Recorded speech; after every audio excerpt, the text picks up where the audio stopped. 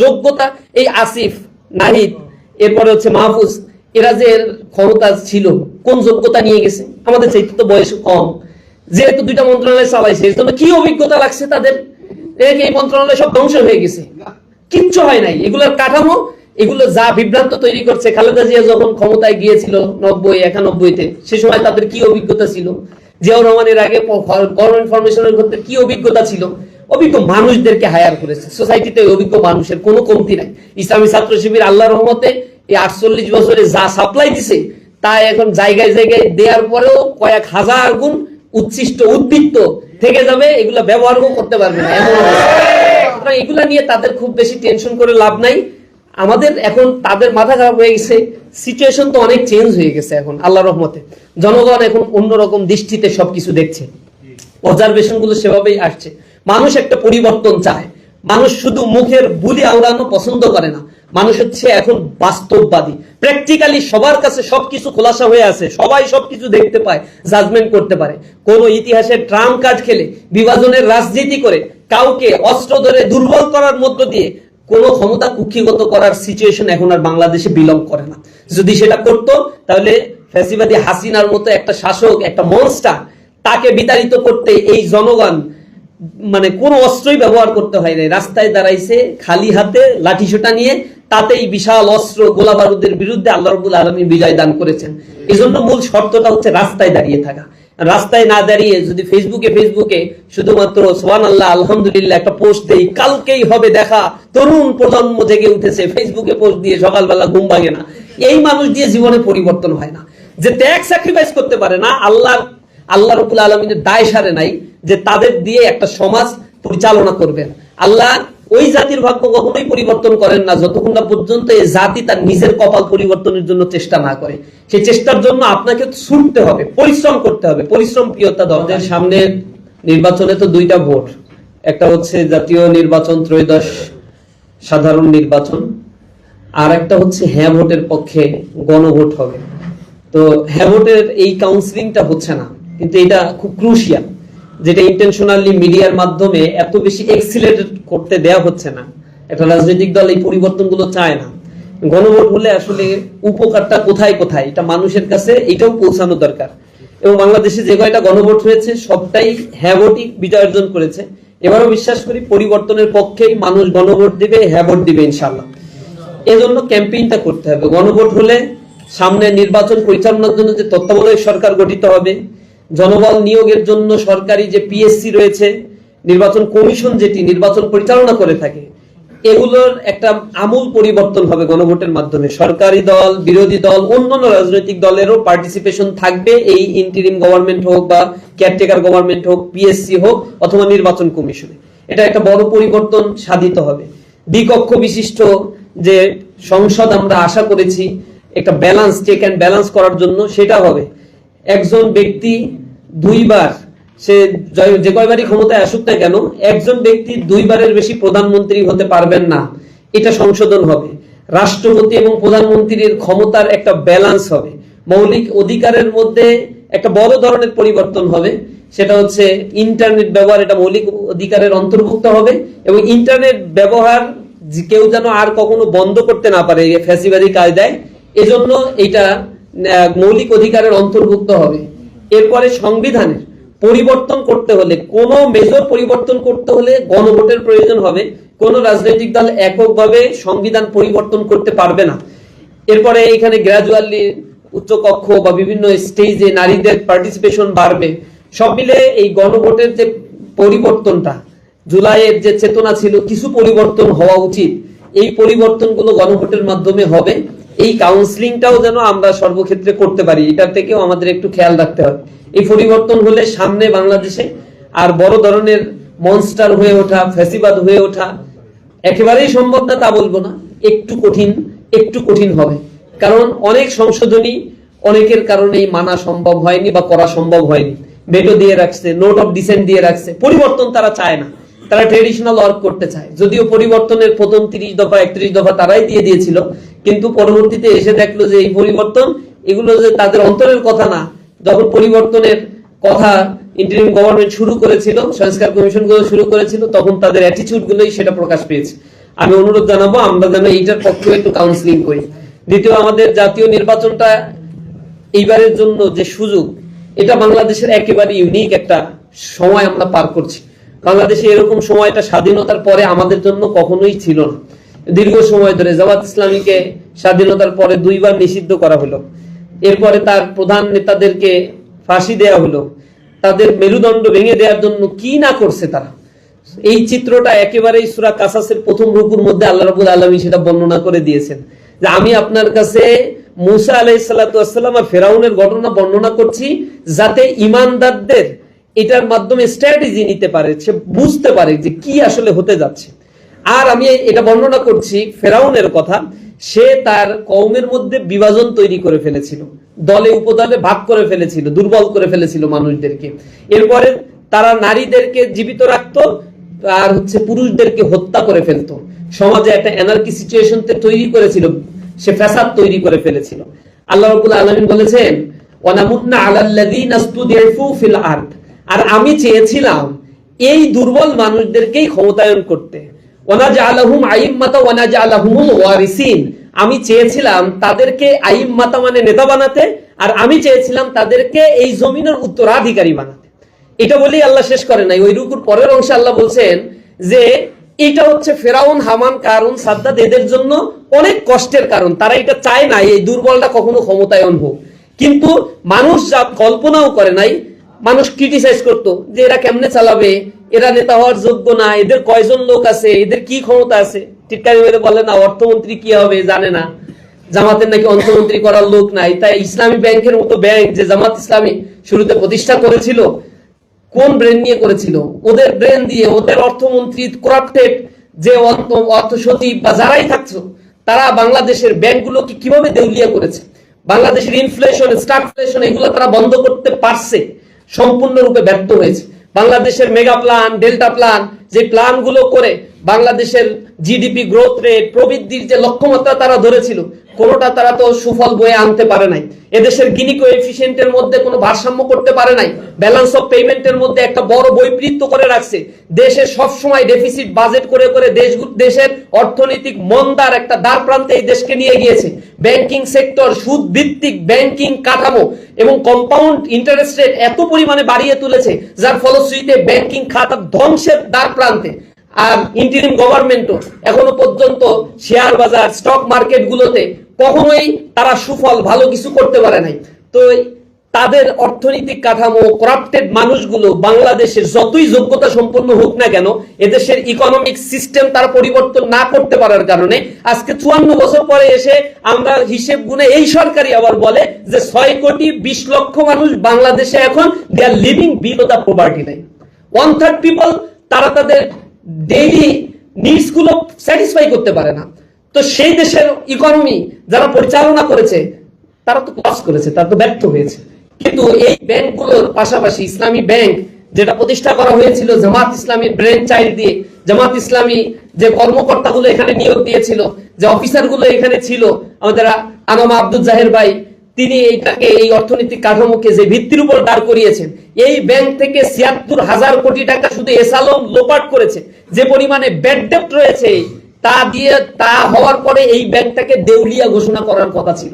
ইকোনমিক্সের ভাষায় এটাকে আমরা বলি বর্তমান ইসলামী ব্যাংকের সিচুয়েশনটা 11 টাইম ব্যাংক্রাপ্টেড, 11 বার দেউলিয়া হওয়ার মতো অবস্থায় এই ব্যাংকটা আছে। এরপরেও এই ব্যাংকের কাঠামো উজ্জীবিত হয়েছে, তার কর্মীদের সে বেতন দিয়ে যাচ্ছে। কোন কাঠামো, কোন অর্থনৈতিক কাঠামো, কোন অনেস্টির উপরে দাঁড়িয়ে জামাত ইসলামী এটা পরিচালনা করেছিল, কি অবস্থায় আছে? এরপরেও যারা এই কোশ্চেন গুলো করে তাদের জন্য অনুকম্প হয়, তারা সবকিছু মেজারমেন্ট করে তাদের মতো করে। কিন্তু আল্লাহ রাব্বুল আলামিন আপনারা দেখেন যোগ্যতা, এই আসিফ, নাহিদ, এরপরে মাহফুজ, এরা যে ক্ষমতা ছিল কোন যোগ্যতা নিয়ে গেছে? আমাদের চাইতে তো বয়স কম, যেহেতু 2টা মন্ত্রণালয় চালাইছে, এর জন্য কি অভিজ্ঞতা লাগছে তাদের? এই মন্ত্রণালয় সব ধ্বংস হয়ে গেছে, কিচ্ছু হয় নাই। এগুলোর কাঠামো, এগুলো যা বিভ্রান্ত তৈরি করছে। খালেদা জিয়া যখন ক্ষমতায় গিয়েছিল 90-91-তে, সে সময় তাদের কি অভিজ্ঞতা ছিল? জিয়াউর রহমানের আগে গভর্নমেন্ট ফরমেশনের ক্ষেত্রে কি অভিজ্ঞতা ছিল? অভিজ্ঞ মানুষদেরকে হায়ার করেছে। সোসাইটিতে অভিজ্ঞ মানুষের কোনো কমতি নাই। ইসলামী ছাত্র শিবির আল্লাহর রহমতে এই 48 বছরে যা সাপ্লাই দিছে তা এখন জায়গায় জায়গায় দেওয়ার পরেও কয়েক হাজার গুণ উচ্ছিষ্ট উদ্বৃত্ত থেকে যাবে, এগুলা ব্যবহারও করতে পারবে না এমন অবস্থা। এগুলা নিয়ে তাদের খুব বেশি টেনশন করে লাভ নাই। আমাদের এখন তাদের মাথা খারাপ হয়ে গেছে, সিচুয়েশন তো অনেক চেঞ্জ হয়ে গেছে এখন আল্লাহর রহমতে। জনগণ এখন অন্যরকম দৃষ্টিতে সবকিছু দেখছে, অবজারভেশন গুলো সেভাবেই আসছে। মানুষ একটা পরিবর্তন চায়, মানুষ শুধু মুখের বুলি আওড়ানো পছন্দ করে না, মানুষ হচ্ছে এখন বাস্তববাদী। প্র্যাকটিক্যালি সবার কাছে সবকিছু খোলাসা হয়ে আছে, সবাই সবকিছু দেখতে পায়, জাজমেন্ট করতে পারে। কোন ইতিহাসের ট্রাম্প কার্ড খেলে বিভাজনের রাজনীতি করে কাউকে অস্ত্র ধরে দুর্বল করার মধ্য দিয়ে কোন ক্ষমতা কুক্ষিগত করার সিচুয়েশন এখন আর বাংলাদেশে বিলং করে না। যদি সেটা করতো তাহলে ফ্যাসিবাদী হাসিনার মতো একটা শাসক, একটা মনস্টার, তাকে বিতাড়িত করতে এই জনগণ মানে কোন অস্ত্রই ব্যবহার করতে হয় নাই, রাস্তায় দাঁড়াইছে খালি হাতে লাঠিসোঁটা নিয়ে, তাতেই বিশাল অস্ত্র গোলা বারুদের বিরুদ্ধে আল্লাহ রাব্বুল আলামিন বিজয় দান করেছেন। এই জন্য মূল শর্তটা হচ্ছে রাস্তায় দাঁড়িয়ে থাকা। রাস্তায় না দাঁড়িয়ে যদি ফেসবুকে শুধুমাত্র সুবহানাল্লাহ আলহামদুলিল্লাহ একটা পোস্ট দেই, কালকেই হবে দেখা, তরুণ প্রজন্ম জেগে উঠেছে, ফেসবুকে পোস্ট দিয়ে সকালবেলা ঘুম ভাঙে না, এই মানুষ দিয়ে জীবনে পরিবর্তন হয় না। যে ত্যাগ স্যাক্রিফাইস করতে পারে না, আল্লাহ রাব্বুল আলামিনের দায় সারে নাই যে তাদের দিয়ে একটা সমাজ পরিচালনা করবেন। আল্লাহ ওই জাতির ভাগ্য কখনোই পরিবর্তন করেন না যতক্ষণ না পর্যন্ত এই জাতি তার নিজের কপাল পরিবর্তনের জন্য চেষ্টা না করে। সেই চেষ্টার জন্য আপনাকে ছুটতে হবে, পরিশ্রম করতে হবে, পরিশ্রম প্রিয়তা দরকার। কারণ আমাদের এই সুযোগটা তো সবসময় আসে না, এই সুযোগটা এসেছে স্বাধীনতার পরে, জুলাইয়ের এই রক্ত দেওয়ার মধ্য দিয়ে দীর্ঘ সময় ধরে আমরা কাঙ্ক্ষিত এই পরিবর্তনটা এসেছে। এখন আমাদের জন্য ফিল্ড তৈরি হয়েছে, জামাত ইসলামী তার কথাগুলো মানুষের কাছে পৌঁছাতে পেরেছে। আমাদের এখন লায়াবিলিটি আছে, দায় দায়িত্ব আছে। প্রোগ্রামে এসে ঘন্টা 3 সময় ব্যয় করে একটু হালকা পাতলা আপ্যায়ন করে চলে গেলাম, পকেট থেকে 500 টাকা 1000 টাকা বের করে দিলাম, এর মধ্য দিয়ে লায়াবিলিটি শেষ হয়ে যায় না। নিজের কাছে নিজে প্রশ্ন করেন, পরিবর্তনের জন্য আপনার অবদান কতটুকু? যদি সেই প্রশ্নের উত্তরটা স্যাটিসফ্যাক্টরি না থাকে, তাহলে আপনার এখন সময় আছে এখনো কিছু করার। সেই করাটা কিভাবে করবেন এটা একটু ভাবেন।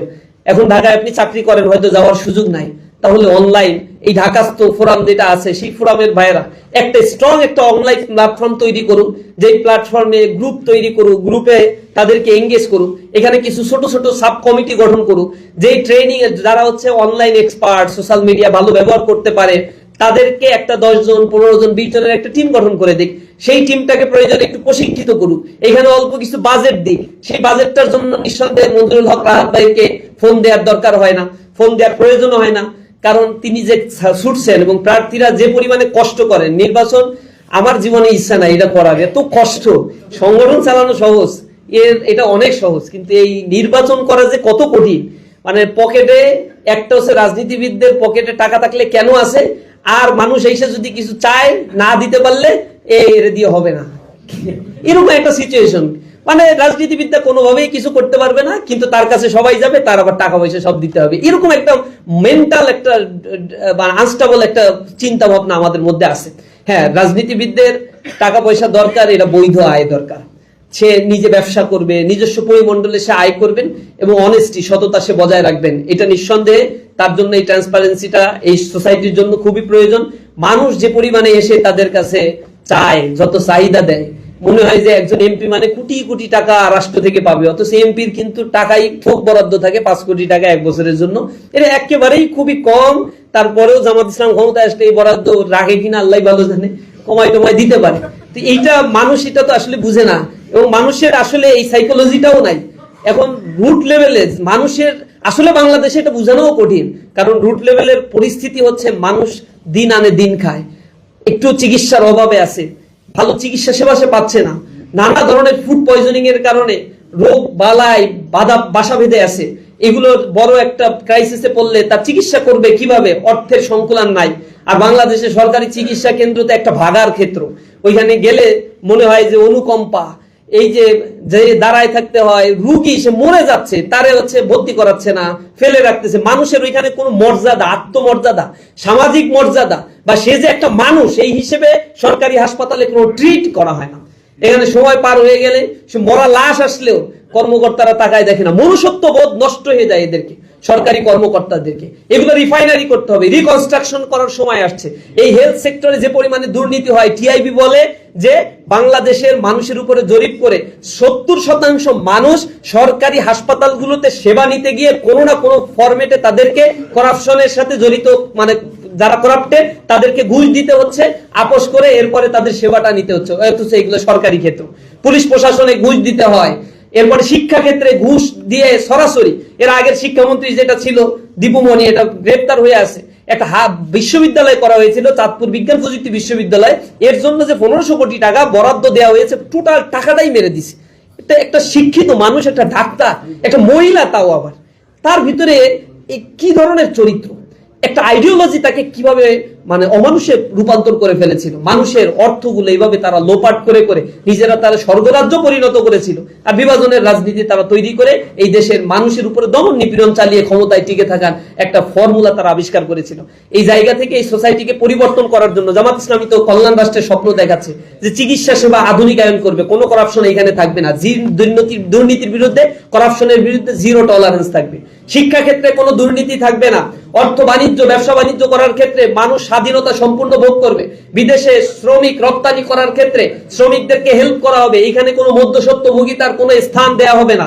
এখানে যারা আমাদের দেশের আনএমপ্লয়েড পিপল রয়েছে তাদেরকে ট্রেন আপ করে ইকোনমিক জোন তৈরি করে তাদের ভিতরে কর্মসংস্থান সৃষ্টির জন্য বিদেশি অথবা দাতা দেশি সংস্থার ভিতরে আরো বেশি একটা কোঅপারেশন তৈরি করা হবে।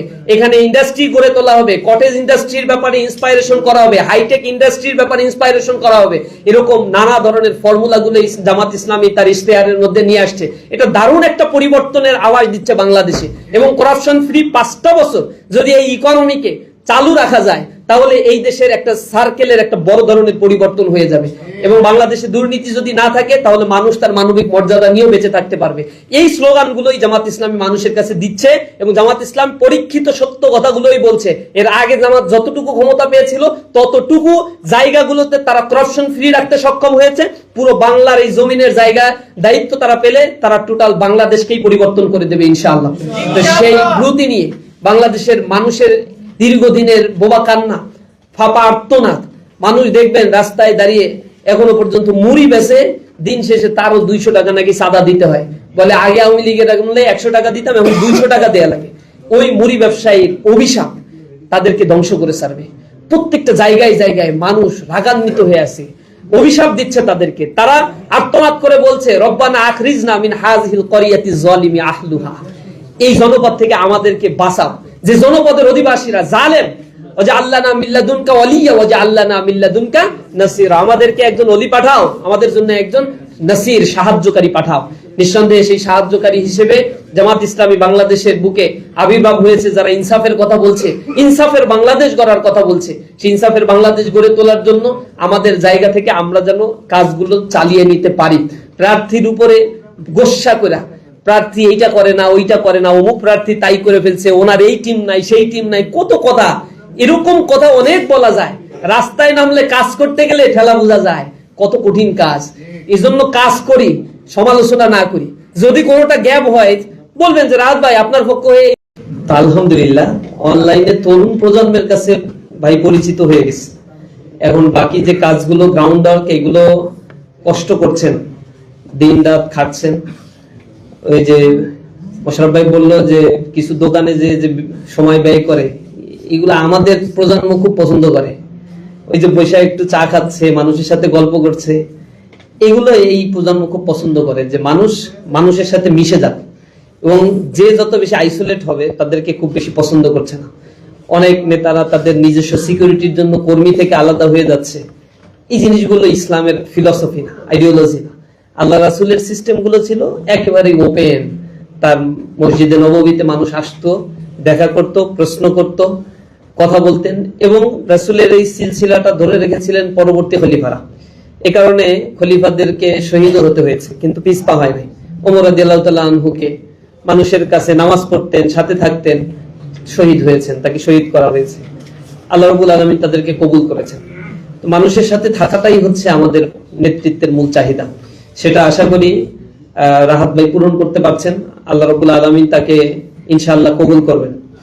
তো যারা তাদের আয়োজনে আমাদের মাঝে উপস্থিত জেলার সম্মানিত আমির, উপস্থিত অন্যান্য নেতৃবৃন্দ, উপস্থিত আছেন অত্র আসনের বাংলাদেশ জামাত ইসলামী মনোনীত প্রার্থী আমাদের প্রিয় রাহাত ভাই সহ অন্যান্য দায়িত্বশীল বৃন্দ, সম্মানিত উপস্থিতি, আসসালামু আলাইকুম ওয়া রাহমাতুল্লাহ।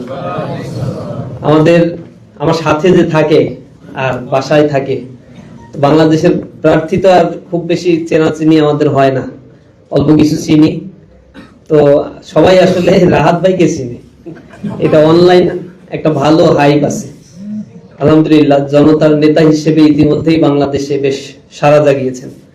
আমরা যখন একেবারে রুট লেভেল পর্যন্ত, বিশেষ করে কক্সবাজার, এরপরে টেকনাফ, ওইদিকে বান্দরবান, রাঙামাটি সফরে গিয়েও এই কথা শুনছি। বাগেরহাটের বাকিদের কিন্তু এত হাইপ এখনো ওঠে নাই, বাকি প্রার্থীদের ওইভাবে চিনে না কেউ, কিন্তু বলে যে বাগেরহাটে একজন ভাই আছে না, দেখি যে